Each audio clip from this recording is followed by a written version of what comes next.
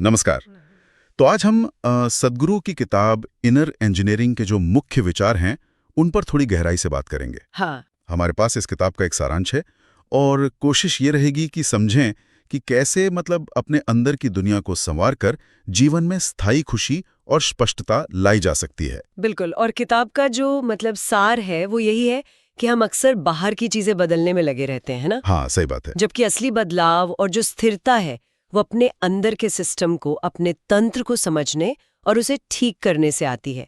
खुशी या शांति वो बाहर नहीं है, वो हमारी अपनी अंदरूनी स्थिति है। और इसे इनर इंजीनियरिंग कहना भी काफी दिलचस्प है। ये सिर्फ कोई फिलॉसफी नहीं लगती, बल्कि जैसे कोई प्रोसेस हो, है ना? जैसे हम कोई मशीन डिजाइन करते हैं। हाँ, बिल्कुल। तो ये इंजीनियरिंग काम कैसे करती है? शरीर से शुरू करें, ये पहला पॉइंट लगता है। हाँ, स्रोत के मुताबिक शरीर को एक, आप कह सकती हैं, अद्भुत यंत्र या साधन की तरह देखा गया है।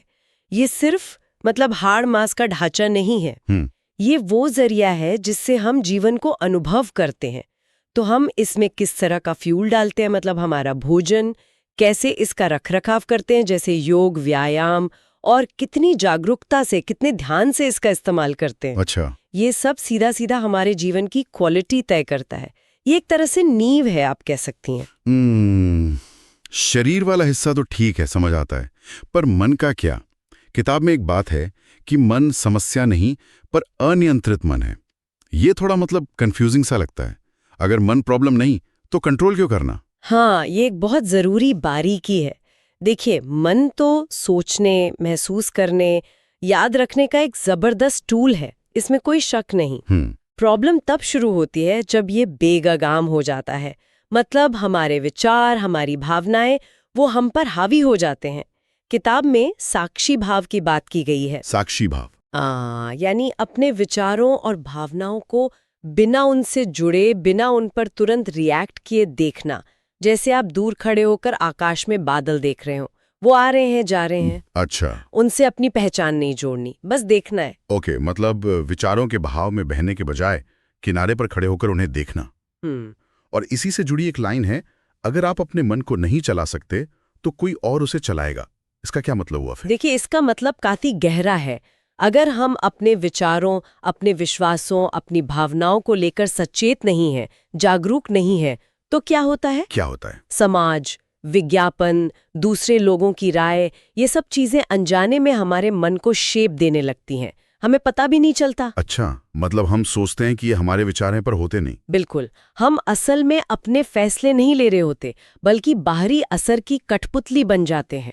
जब हम सचेत होते हैं, जागरूक होते हैं, तभी हम अपने मन की लगाम अपने हाथ में ले सकते हैं। शरीर, मन और फिर ऊर्जा का जिक्र आता है।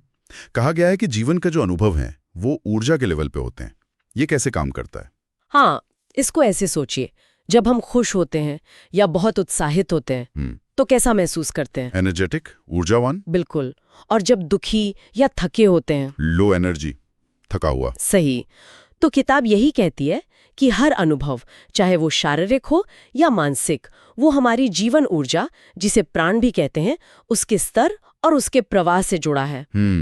प्राणायाम है यानी सांस की तकनीकें, आसन है यानी योग मुद्राएं, और ध्यान, ये सब प्रक्रियाएं इसी ऊर्जा को बैलेंस करने और बढ़ाने के तरीके हैं। अच्छा। इससे सिर्फ शांति ही नहीं मिलती, बल्कि फोकस, एकाग्रता और जीने की शक्ति भी बढ़ती है। तो ये तीनों, शरीर, मन और ऊर्जा, इनको साधना, इनको ठीक रखना ही इनर इंजीनियरिंग है। जैसे कोई इंजीनियर पुल बनाने से पहले उसकी नींव, मटेरियल, डिजाइन सब देखता है। हाँ, एकदम सही उपमा है ये। देखिए, बाहरी इंजीनियरिंग ने हमें बहुत आराम दिया है, सुविधाएं दी हैं। हाँ, वो तो है। लेकिन आंतरिक इंजीनियरिंग हमें अंदरूनी कल्याण और स्थिरता देती है। ये अपने अंदर के सिस्टम को समझना है कि हमारा शरीर, मन और ऊर्जा एक साथ कैसे काम करते हैं, और फिर उन्हें इस तरह से चलाना सीखना है कि हम बाहरी परिस्थितियों के बावजूद, बाहर कुछ भी हो रहा हो, हम अंदर से संतुलित और आनंदित रह सकें। इस पूरी बातचीत से कुछ खास बातें जो मेरे दिमाग में बैठ रही हैं। पहली तो ये कि हमारी अंदरूनी स्थिति ही हमारी बाहरी दुनिया के अनुभव को बनाती है, रचती है। बिल्कुल। और दूसरी, जो इसी से जुड़ी है, कि हमारे अनुभव हमारी अपनी रचनाएं हैं। ये सुनना शायद थोड़ा अजीब लगे, पर यह बहुत बड़ी जिम्मेदारी और शक्ति देता है। हाँ, जिम्मेदारी तो है। इसका मतलब है कि हम परिस्थितियों को दोष देने के बजाय अपनी प्रतिक्रियाओं को बदलकर अपने अनुभव को बदल सकते हैं। बाहर जो हो रहा है वो शायद हमारे कंट्रोल में ना हो, पर हमारे अंदर जो हो रहा है उसे संभालना, उसे मैनेज करना मुमकिन है। किताब में यह भी कहा गया है कि ध्यान और योग सिर्फ कोई आध्यात्मिक क्रिया नहीं है, बल्कि वैज्ञानिक प्रक्रियाएं हैं। इस पर थोड़ा और बताएंगी? हाँ, इसका मतलब ये है कि ये तकनीकें सिर्फ विश्वास या आस्था पर आधारित नहीं है। इनका हमारे शरीर की केमिस्ट्री पर, हमारे नर्वस सिस्टम पर, हमारे मस्तिष्क के फंक्शनिंग पर एक निश्चित मापने योग्य प्रभाव पड़ता है। ये कोई हवाई बात नहीं है। अच्छा, मतलब साइंटिफिक बेसिस इनका? हाँ, ये शरीर और मन के विज्ञान पर आधारित है। इसे अनुभव किया जा सकता है, वेरीफाई किया जा सकता है। कुछ कथन भी बहुत पावरफुल हैं, जैसे आपका अनुभव आपका निर्माण है, बाहर कोई जिम्मेदार नहीं। ये सुनने में थोड़ा हार्ड लग सकता है, पर शायद इसमें सशक्तिकरण का भाव ज्यादा है ना? बिल्कुल, ये दोषारोपण से हटकर जिम्मेदारी लेने की बात है, ओनरशिप लेने की बात है।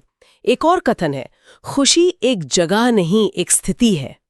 यानी खुशी किसी बाहरी चीज या लक्ष्य को पाने से नहीं मिलती, बल्कि अपनी अंदरूनी स्थिति को ठीक करने से मिलती है। वो एक स्टेट ऑफ बीइंग है। और अध्यात्म कोई मान्यता नहीं, एक अनुभव है।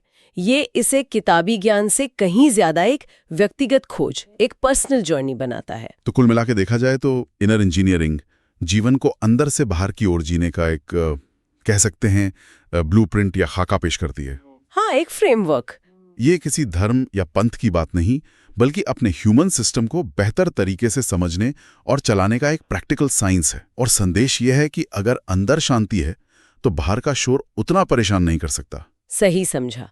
ये अपने सिस्टम का मालिक बनने की बात है, खुद ड्राइव करने की। और अंत में एक सवाल शायद सोचने के लिए छोड़ सकते हैं हम, क्या वाकई बाहरी दुनिया की उथल-पुथल से पूरी तरह अप्रभावित रहा जा सकता है, सिर्फ अपने अंदरूनी तंत्र को साध कर? ये विचार कि हमारे अनुभव पूरी तरह हमारी रचना है, ये मुश्किल हालात में कहाँ तक प्रैक्टिकल है, इस पर सोचना दिलचस्प होगा। हाँ, ये एक गहरा सवाल है जिस पर मनन किया जा सकता है।